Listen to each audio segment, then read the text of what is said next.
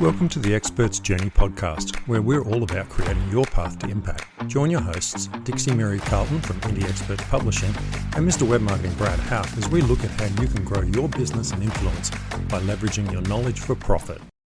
Let's challenge your thinking for a second. Most experts believe that being helpful is the fastest way to build trust, but they explain everything clearly and they share it all freely. And that sounds right, but there is a hidden cost. When you give away the full information to someone, you remove their reason for them to actually contact you and get your help.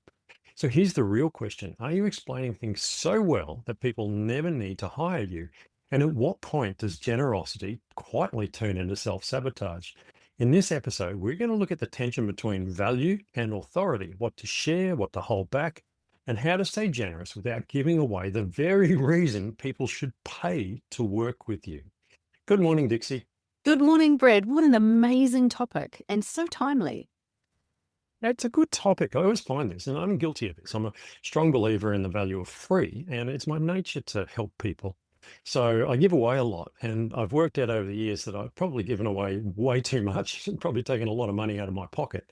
So I think we need to look at what we're doing, whether we're just doing it because we want to help people or whether we are actually helping them by giving it to them for free, because sometimes people don't value free. I completely agree. And it's timely because I myself this morning ended up having a conversation with someone that I'm not going to work with, at least not for a while, but I ended up having originally told them that I wasn't able to work with them, still ended up having a conversation with them that lasted well into 45 minutes. And it was very helpful for them. And I had painted myself into a corner where I wasn't able to charge for that information. And for the last few months, I've been thinking, well, instead of giving away free starting or discovery call opportunities, that I should be charging for those. And then again, it's so hard sometimes to actually bring that round to being a reality. You and I both know we've sat in conferences for many years and heard people say, well, you're only going to give away a little bit of the tip of the iceberg. All of your real content is like an iceberg under the water level. And if you give away a little bit of stuff, then, hey, it's still saying that you've got a lot more. You can't give away it all. And yes, that's a good lead magnet concept. But at the same time, if you end up spending several hours a week just on the free stuff, your business suffers. And I don't know there's really a good answer to that. I mean, my favorite book probably of all time is a book called Free by Chris Anderson. And I really like it because he looked at the free economy and how it's developed and how people have tweaked what they do. Singers don't make a lot of money out of their music online, but they make a lot of money out of their concerts. So the music's free online almost, and so there's all that sort of thinking that goes in there. But I think the biggest mistake that we make realistically is we give away everything. So it's okay to give away step 1, but giving away step 2 to 10 is where most people fail. They give all the steps away. They give all the information away. And I think you need to set some boundaries for yourself on what you do. I'm working on a lead magnet and I was running it through ChatGPT and things like that to get feedback on it. And I actually said, am I giving away everything? And it came back and went, no, you've actually kind of given away some interesting stuff, but not enough to take away from the point of the lead magnet. And it is kind of a funny question you feel like to ask, but well, that's what AI is good for in some ways. So I think that if you're explaining too well, people just don't need to hire you because they'll think that they can go ahead by themselves. Now, when I say think, I mean they probably can't, but they think enough that it basically puts a pause in the conversation and they don't move forward to actually buy from you or hire you or whatever. Yeah. Well, I mean, I just spent the last few weeks doing a series of webinar training programs for a fairly large association. And I've given away downloadable PDF worksheets, etc., and then another checklist and quite a lot of things and a lot of information. And I've workshopped some pieces throughout the sessions when I've been running them as well. And so I've been able to exhibit my brilliance, get some great feedback, have people say, well, that was amazing, grab my giveaways, etc.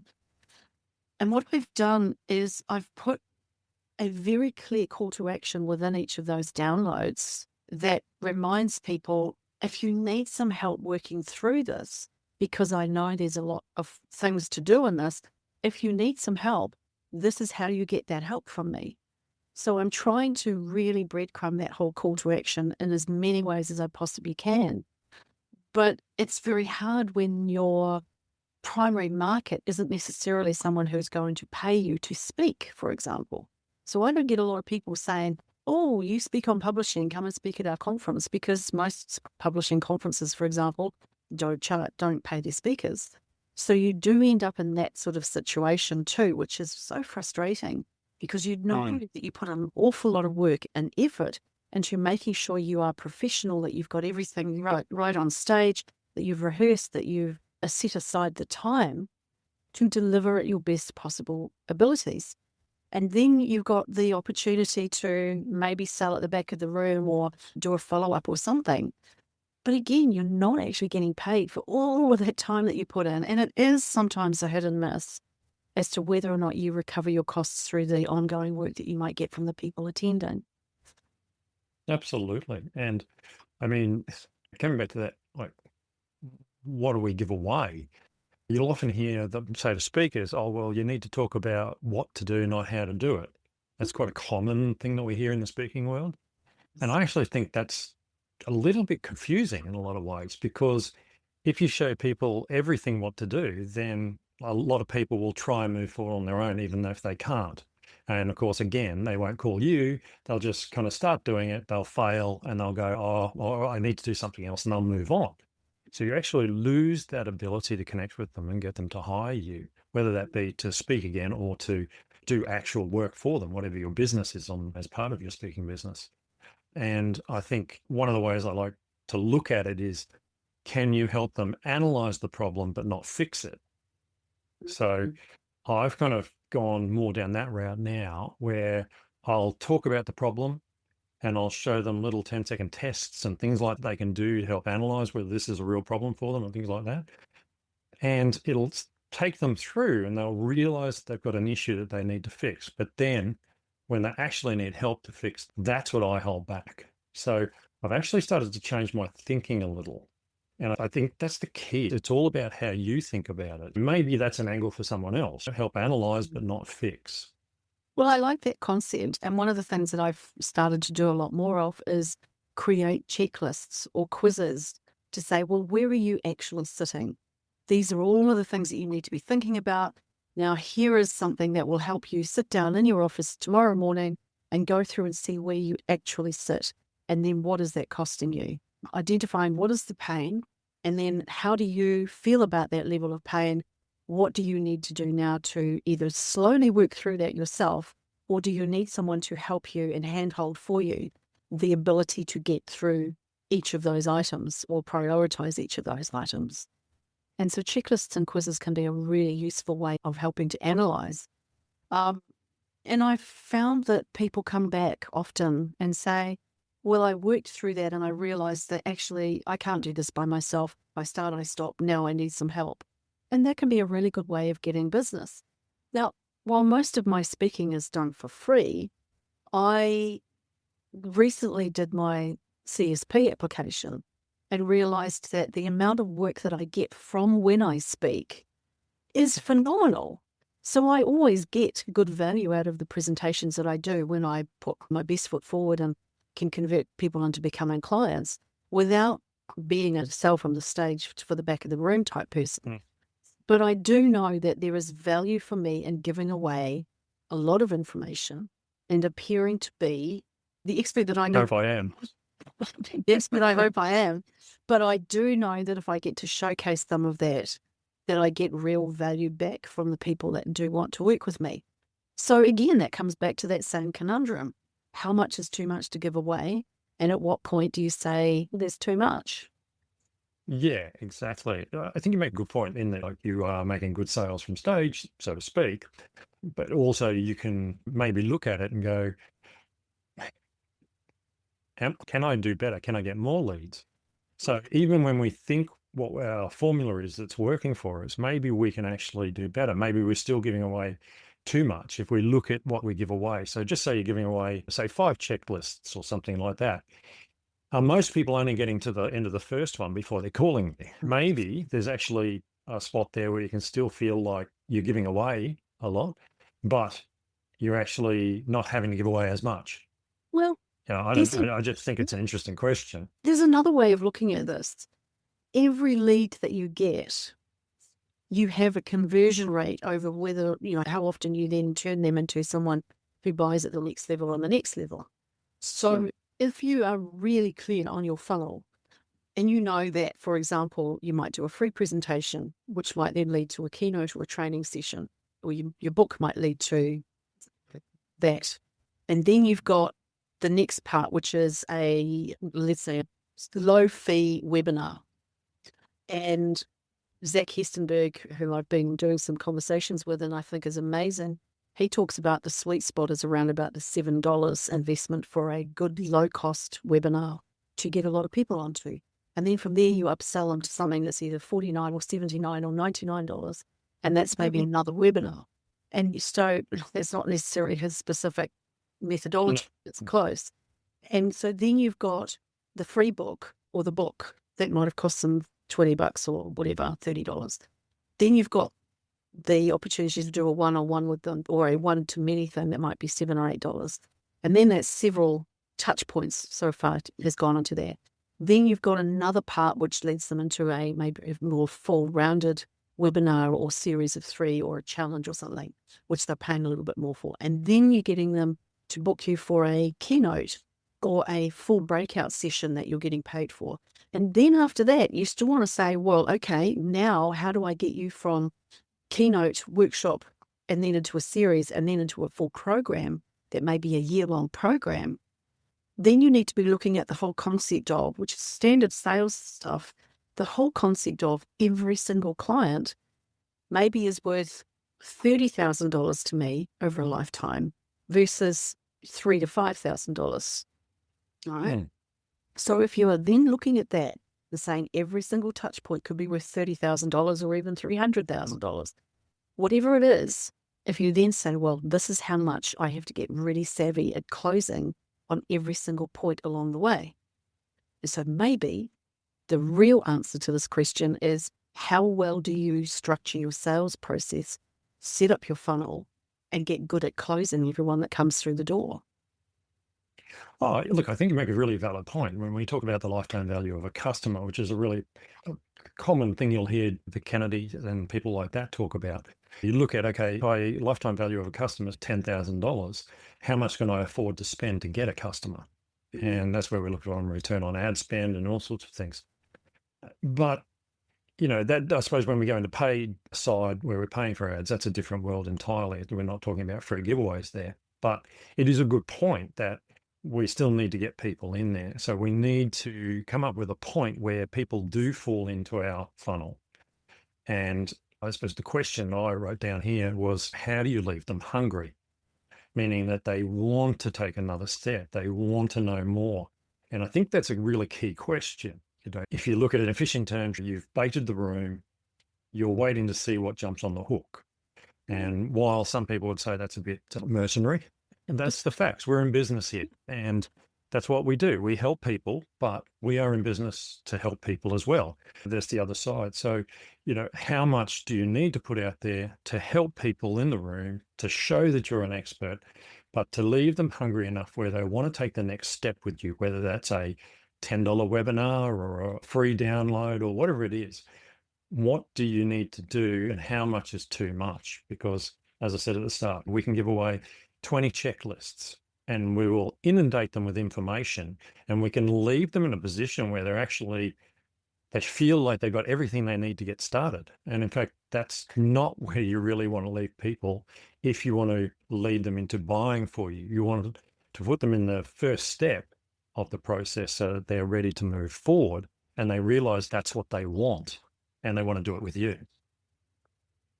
Well, you've just been giving me some really interesting insights into the way we approach this whole process of giving away knowledge and information and helping people to feel like they are making progress with their own ability to do what they do better. Right? So that's essentially what most of us are in business for as a speaker and as an author. is to make sure that we help people to achieve more for themselves. So if we start out with the concept of that there is a specific process for us, which starts with a lead magnet, be that a book or a checklist or whatever. Or a checklist or whatever. Yep. Yeah. So we start out with a lead magnet, and then we have them hungry for something more because they've thought, oh, that person's making a lot of sense. That sounds like a bit of me. So then you're selling them on a one-to-some engagement basis. Then the upsell from there is a one-to-many upsell basis.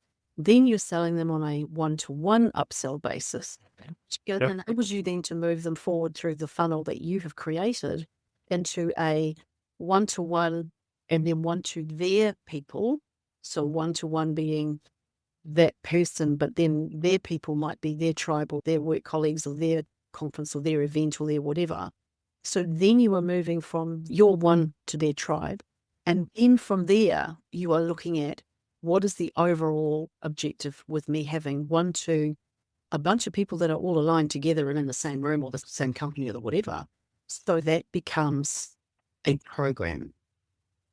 But how often through those various steps do we sit down and say, this is my methodology.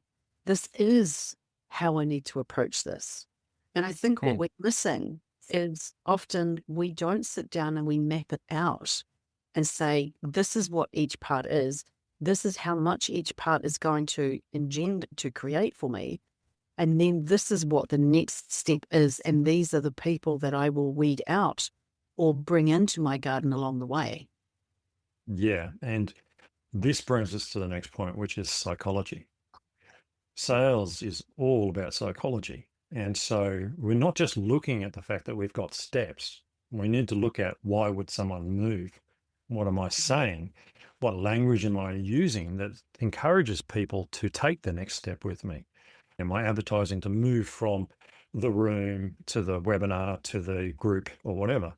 And do I need to basically restructure things? Because some people will be in the room and they'll take the small step. And then there's other people like, I'm ready right now to write a book with you. In your case, or with me, it's I'm ready to sit down and talk to someone about my brand clarity and my SEO. So we need to make it so that first step can lead people almost to a choice. You know, now the good thing about a webinar is if you were to go to a webinar or something like that, is you can actually say in that, now, some of you are going to be ready to work directly with me right now. In which case, click this link. Now, if you really feel you're on the journey, but you'd like to do it as part of a group, click this link. You can actually make choices, but we need to sit down and think about those people and what they're thinking, what's going on in their head when they're sitting in the room with you, because you do have a mixed audience. Now, obviously, we can't tell everything's going on in their heads, but we've all spoken in front of enough groups. We've all had feedback. We do kind of know what the sort of questions people ask and things like that. So like getting people to make that first step is probably the hardest. I made a note about the old timers. When we talk about the old time speakers, they always used to say, go to the back of the room right now and you can get my tapes and books or whatever. They actually were very smart. We've got extra steps in compared to them, because now what we're trying to do is say, okay, you're in this room right now. You like what I'm saying. You should buy, but I've got nothing to sell you right here. Everything's online or everything's virtual or whatever. You kind of got to make them jump onto this other form, and then you got to try and sell them again. In fact, that's probably from a sales perspective. I know from selling shoes, my first job, that's the most dangerous thing you can do, send someone away and then try and get them back. Yeah. So I reckon we need to just even think even further into psychology. These guys sold from the back of the room for a reason, not just because they didn't have virtual. It's because that's when people were actually the hottest to buy. They were ready, they were keen, they wanted to move forward. And I've had a little bit of a belief for a long time that we need to go back to something physical people can take away straight away. And that leads to, like, it might be a book, and in the front of the book is a QR code that leads to the course, but they can pay for the course straight away, or they can go and pay for it online, whatever. But I think we need to kind of, I don't know, I think there's people go for physical things. They want something to take away right there, and they want something of you to take away. And a downloaded sheet or something like that, I don't necessarily think it it cuts it from the human perspective. So what do you think of that? I think you're completely right. And I love the concept of having something physical for people to be able to download or purchase immediately. That's a really powerful thing. But I want to bring this back around to where we started and how much we give away. And as I said to you this morning, I ended up sitting with someone for 45 minutes longer, well, probably 30 minutes, a good 30 minutes longer than I should have, for the sake of explaining to them all the things that they could be or should be doing, even though I wasn't going to follow through and maybe make them a customer. When I think about it, I would waste anything up to 10 hours a month on either pitching or explaining or answering one more set of questions about the quote that I've given them. Now, obviously, okay, some of my quoting is for high value dollar item things. But when I think about the amount of time that I spend on, I don't want to say justifying, but reiterating or answering one more question, or not necessarily closing the deal straight away, or giving so much information because, let's face it, what I do is quite complex. There's so many moving parts. And if I explained everything right from the very beginning, it would blow people's minds. So I can't sit there and spend 2 hours explaining the entire process step by step because there's so many moving parts to that. You start a book and then, it's going to take nearly a year. And I'm not going to explain every step of the way in that first initial meeting or in that first initial quote. But you leave enough room. But if you then sit there and explain yourself to the nth degree in order to close that deal, it becomes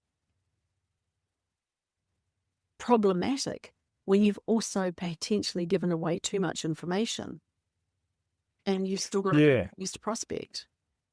So I wrote down the question, what should stay unshared if you want to be perceived as premium? And it's an interesting one. What should stay unshared is the key word here. And I know myself, I like to sit down with people and look at their websites and tell them what they can fix and all that. And I'm happy to do that. But you're right. You do spend an inordinate amount of time through a month sometimes doing that. And one of the things I've actually started doing is basically I just say to people, do you mind if I record this call? I want to review some of the content I'm talking about. And then I will get AI to actually review the transcript and I get it to go through and look at what did I do right? What did I do wrong? How could I have done it better? All those sorts of things. So I can actually get feedback on what I'm doing and try and improve. So I look at those times where I'm giving myself freely as a learning experience for me. How can I do it better? Or was there an opportunity there? Did the person say something actually indicated they really were interested, even though they're saying they weren't? Maybe there's some phrases I can use or something like that. So it could be a learning experience when we're doing these things, even though we're giving it away for free. Yeah, that's a great question. Can you repeat that question, actually? What should stay unshared if you want to be perceived as premium? Yes, that is such a great question. If you think about the top speakers, the people you really respect who have really nice materials and resources, they closely guard what they give away. But it is very specific. I've noticed this watching people, and it's the same stuff over and over. They don't reinvent the wheel necessarily. They might do a new layout or something like that to make it look fresh, but they are not giving away ever their premium stuff.